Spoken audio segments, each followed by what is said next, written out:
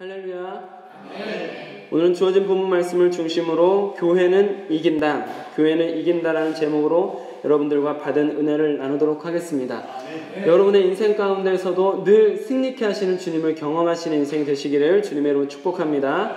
아멘. 오늘 본문 말씀은 우리가 아주 잘 알고 있는 것처럼 교회의 탄생을 보여주고 있는 말씀입니다.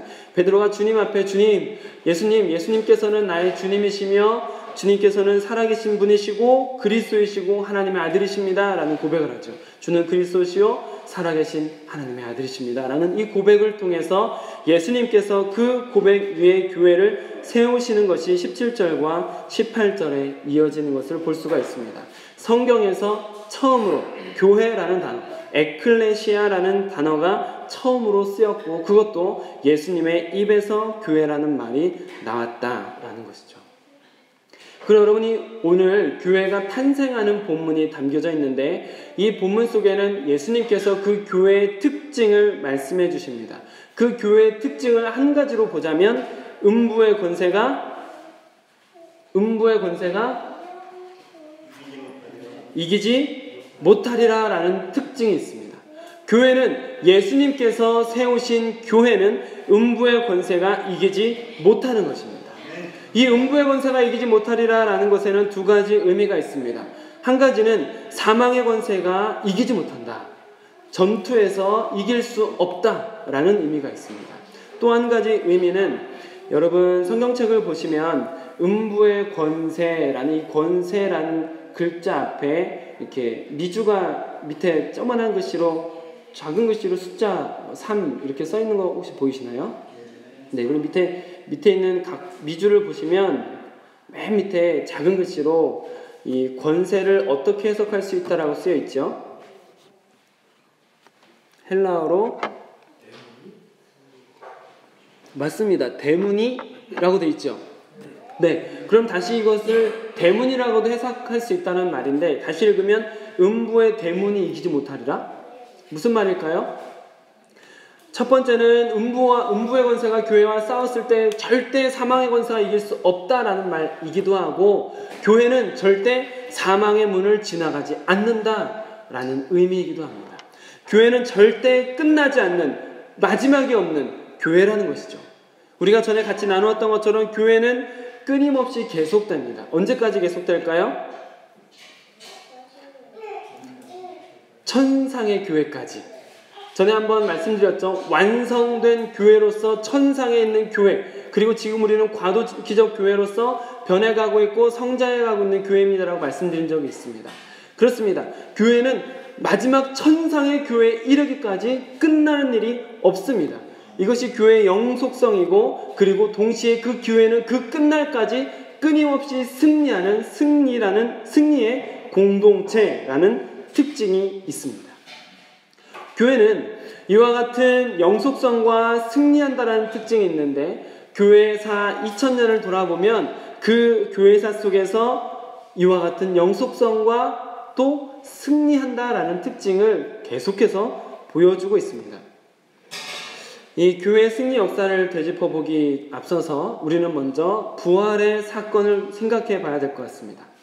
여러분 십자가 사건은 어떤 사건입니까? 십자가 사건은 제자들을 흩어버린 사건이었습니다.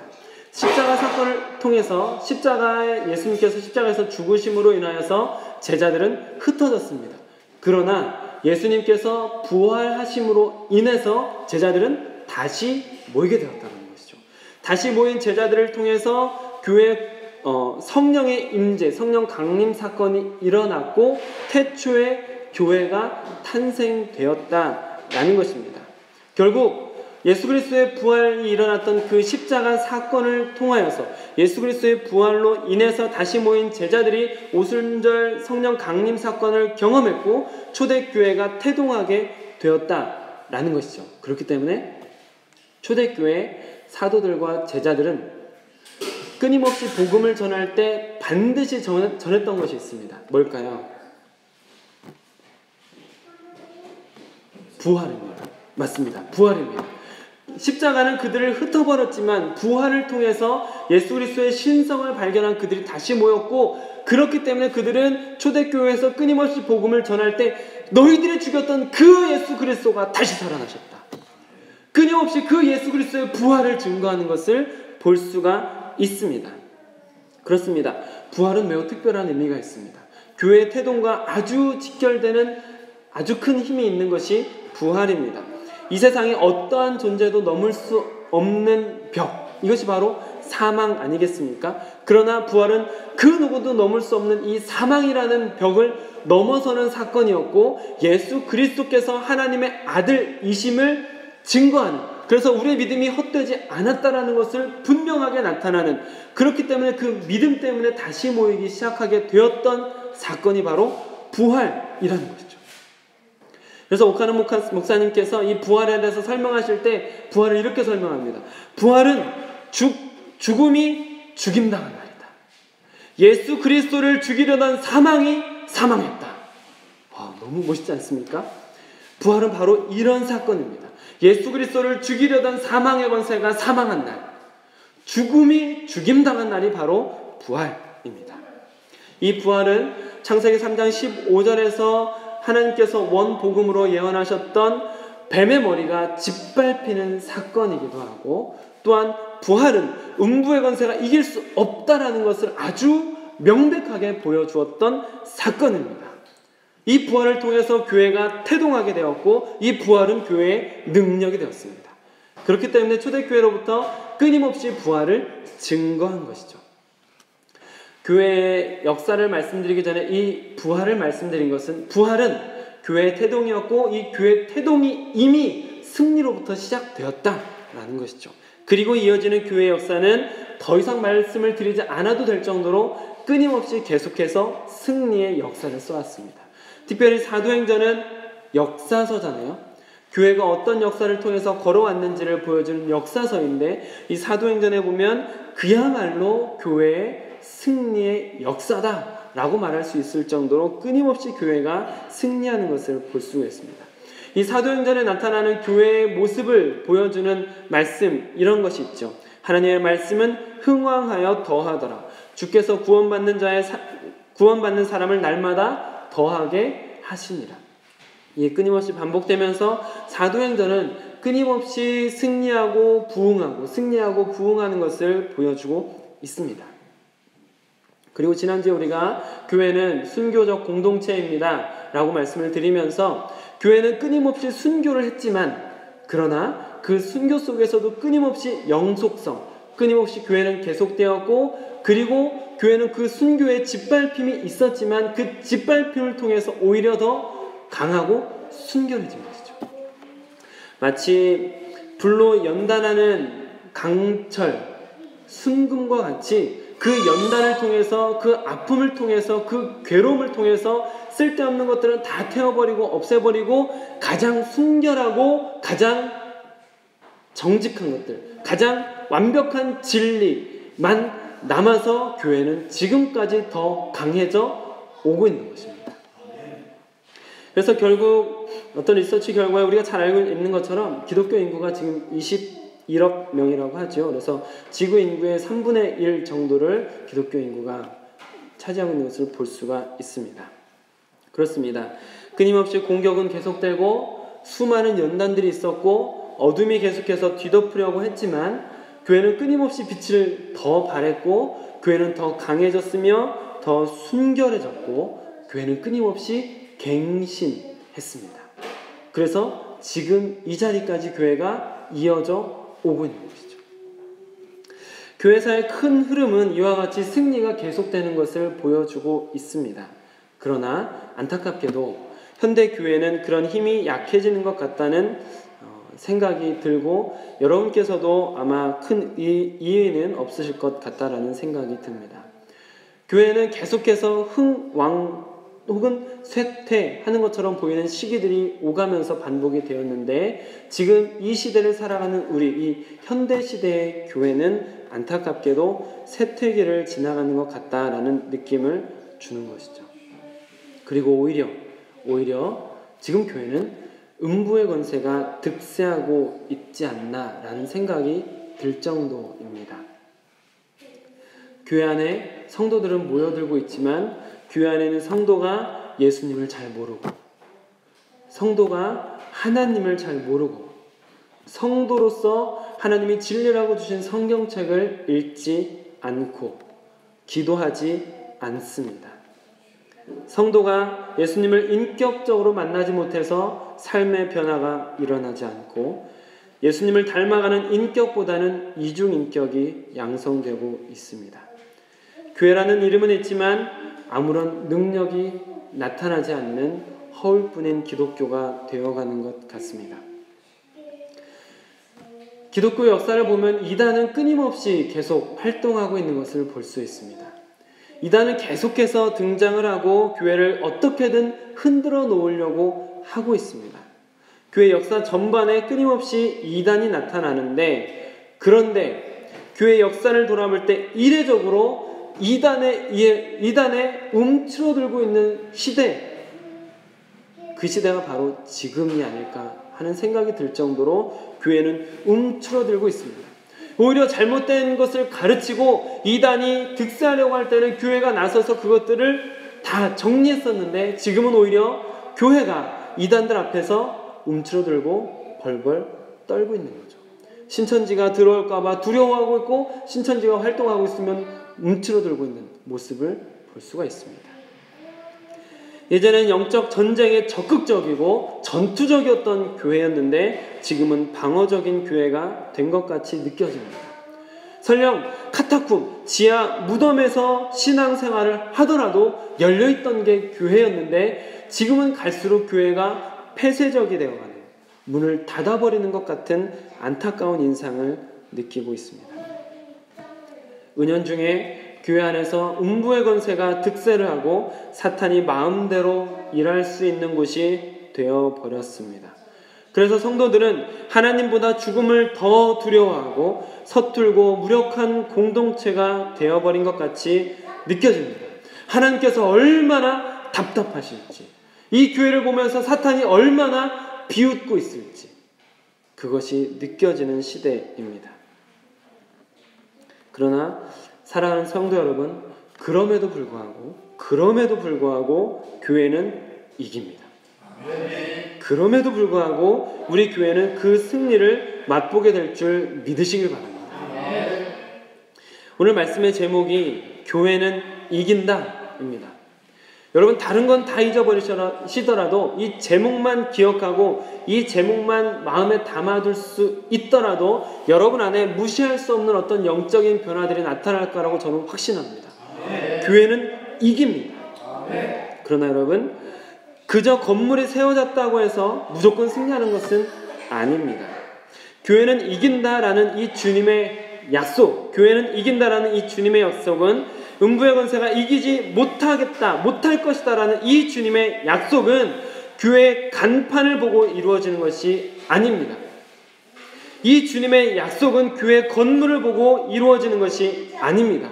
주님의 약속, 음부의 권세가 이기지 못하리라는 이 약속은 주님께서 원하시는 교회가 세워졌을 때, 주님이 보시고 기뻐하실 만한 것이 있는 교회일 때 성취되는 줄 믿으시길 바랍니다. 그러면 주님이 원하시는 교회는 어떤 교회일까요? 주님께서 원하시는 교회는 오늘 베드로의 믿음의 고백 위에 교회가 세워진 것처럼 건강한 믿음 위에 세워지는 교회입니다. 또 안타까운 이야기를 조금 더 드리자면, 성도님들이 열심히 믿음 생활을 하는데 이 믿음이 편중되어 있는 경우가 많이 있는 것처럼 느껴집니다. 그 편중되어 있는 믿음은 아주 틀린 것은 아닌데 말씀에 대한 이해가 부족하고 한쪽에 치우친 믿음이라는 것이죠. 그 편중된 믿음은 마치 자전거 핸들이 기울어져 있는 것처럼, 배에 무게중심이 흐트러져 있는 것처럼 필연적으로 다른 길로 가거나 좌초될 수 있다는 것을 생각하시면 좋겠습니다. 어떤 식으로 편중되어 있습니까? 교회가 어떤 도덕적인 공동체, 예수님은 어떤 위인 중 하나라고 생각해서 도덕적인 가르침만을 바라고 착하게 살아가는 법 정도만 익히려는 것처럼 가지고 있는 잘못된 믿음들이 있습니다. 복을 받기 위해서 기복적인 또 미신적인 믿음을 가지고 있는 분들도 볼 수가 있습니다.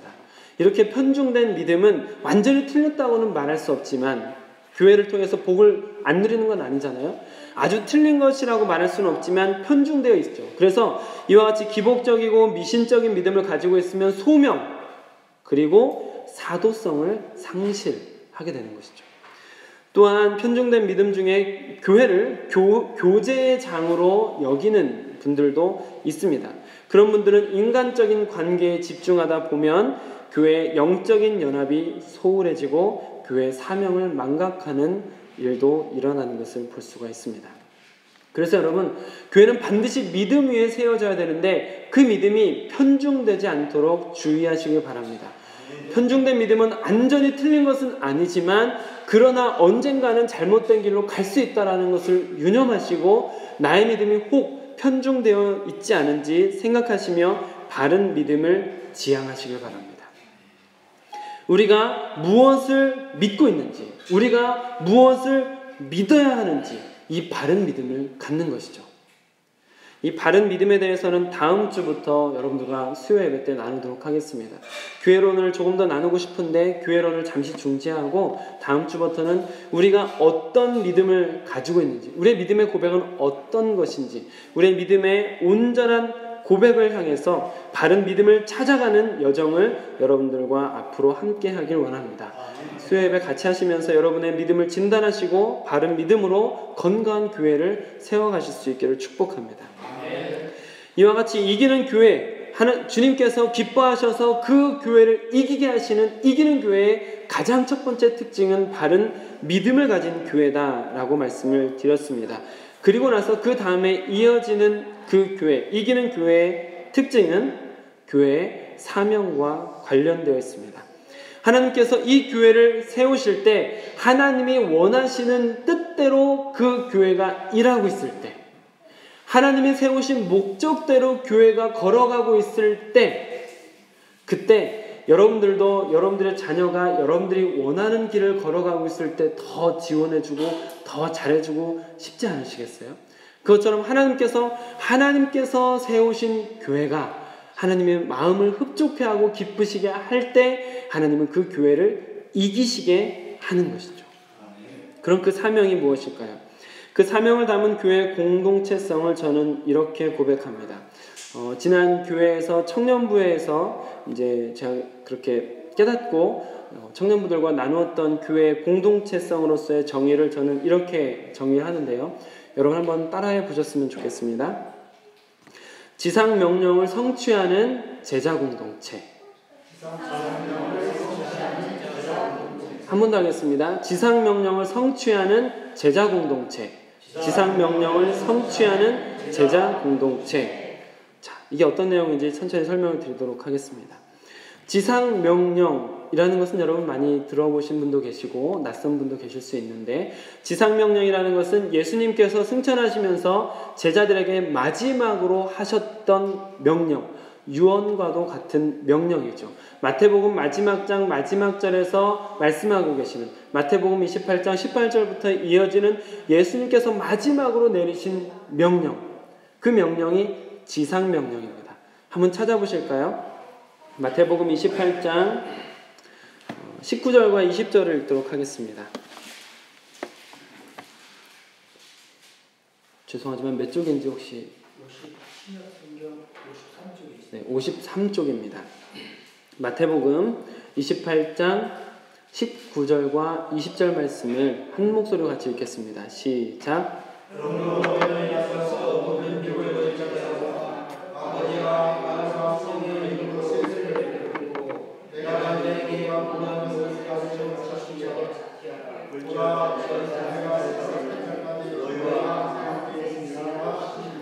아멘. 예수님께서 그 제자들에게 마지막으로 내렸던 명령은 너희는 가서 제자를 삼으라는 것입니다. 나중에 더 자세히 설명을 드릴 수 있겠지만 19절에서 20절로 이어지는 이 본문 말씀 중에 핵심되는 가장 중요한 동사는, 모든 것을 아우르고 모든 것을 흡수하는 동사는 제자 삼으라는 말이거든요. 예수님께서 모든 민족을 제자를 삼아 그들에게 세례를 베풀고 그들에게 모든 것을 가르쳐 지키게 하라는 이 명령이 바로 지상명령입니다. 이 지상명령을 위해서 예수님께서는 이 땅에 오셨고 예수님께서 이 땅에서 제자들을 가르치고 제자들을 세우신 것입니다. 그리고 그 제자들을 중심으로 교회를 세우신 것입니다. 그 교회는 끊임없이 이 지상명령을 성취해 가는 목적을 이뤄가야 되는 공동체인 것이죠. 예수님께서 이 목적을 위해서 이 땅에 오셨고 이 목적을 위해서 제자를 세우셨고 그 제자들로 하여금 그 목적을 이어갈 수 있는 교회를 세우셨다는 것입니다. 그렇기 때문에 교회는 이 목적을 분명히 알고 이 지상명령을 성취해 나가는 공동체이어야 하는 것입니다. 이것이 교회를 세우신 하나님의 목적이고 그 목적대로 우리가 걸어갈 때 하나님께서는 우리 가운데 거하시며 우리를 승리케 하시는 것입니다. 멋진 건물, 많은 성도보다 더 중요한 것은 지상명령 성취라는 이 분명한 목적이 있는 교회, 그 목적을 향해서 걸어가는 교회이어야 한다라는 것이죠. 지상명령의 구체적인 내용을 간단히 요약하면 말씀드렸듯이 제자 공동체입니다. 이 마지막 예수님께서 우리에게 주셨던 그 명령 중에 가장 중요한 동사는 제자를 삼으라라는 것이었거든요. 제자가 무엇입니까? 스승의 뜻을 배우는 사람입니다. 제자가 무엇입니까? 스승을 닮아가는 사람입니다. 그리고 스승이 걸어갔던 길을 걸어가며 다른 누군가에게 그 길을 가르쳐주는 사람이 제자입니다. 예수님의 뒤를 따라서 사역을 하고 예수님의 온전함을 닮아가는 사람들. 예수님을 닮아가는 사람들. 그러기 위해서 꾸준히 배우고 꾸준히 그 배운 것을 통해서 성숙해 가는 사람. 이 사람이 제자이고 성도입니다. 그런 제자와 성도를 만들어가기 위해서 끊임없이 성경을 가르칠 뿐만 아니라 그 말씀대로 살아갈 수 있도록 삶의 변화를 이끄는 성화의 길을 걸어가도록 도와주는 것이 교회이어야 되는 것이죠. 이와 같은 목적을 위해서 필연적으로 제자들이 모여있는 공동체가 바로 교회입니다. 서로 다른 은사를 가지고 함께 연합하고 합력해서 하나님의 뜻을 이뤄가는 공동체, 이것이 바로 하나님께서 이 교회 공동체를 세우신 목적과 일치하는 공동체입니다. 여러분, 이와 같이 하나님께서 이 교회를 세우실 때 지상명령을 성취하는 제자 공동체로 부르셨고, 그렇기 때문에 우리가 지상명령을 향해서 걸어가는 제자됨, 예수님을 닮아가는 사람으로서 연합하고 힘을 합친다면 그곳에는 반드시 하나님께서 승리를 주실 줄 믿으시길 바랍니다. 사랑하는 성도 여러분, 따라해 보십시오. 교회는 이긴다. 교회는 이긴다. 음부의 권세가 이기지 못하리라. 음부의 권세가 이기지 못하리라. 할렐루야. 여러분, 교회는 반드시 이깁니다. 흔들리는 일이 있고 아픈 일이 있고 잠시 주춤할 수는 있지만 교회는 반드시 이기는 것입니다. 기독교 2000년 역사 중에서 증명되어 있는 것처럼 뿐만 아니라 그 기독교 2000년 역사 전에 하나님께서 구약의 주님의 백성으로 부르셨던 공동체가 끊임없이 승리하는 것을 통해서 주님은 우리에게 보여주셨습니다. 교회는 반드시 이긴다. 음부의 권세가 이기지 못하리라. 현대의 교회가 바람빠진 풍선처럼 능력이 나타나지 않고 허울뿐인 무능력한 교회가 되어가는 것은 안타까움입니다. 이렇게 진단하게 된 이유가 무엇입니까?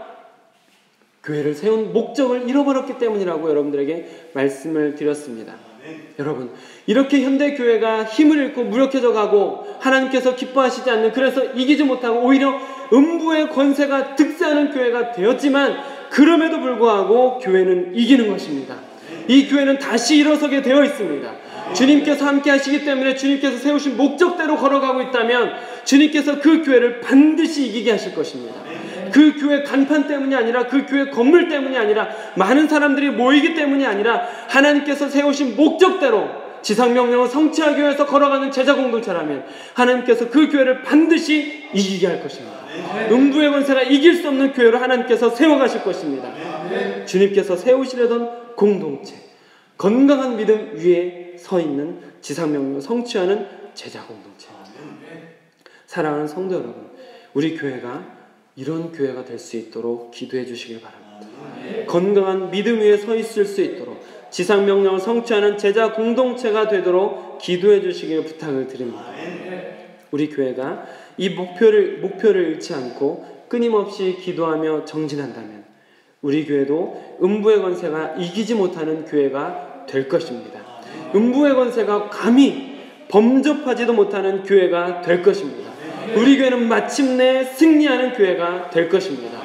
여러분, 그런 교회를 향한 꿈을 함께 꾸며 같이 걸어가는 동역자가 되어주시길 주님의 이름으로 부탁드립니다. 아멘.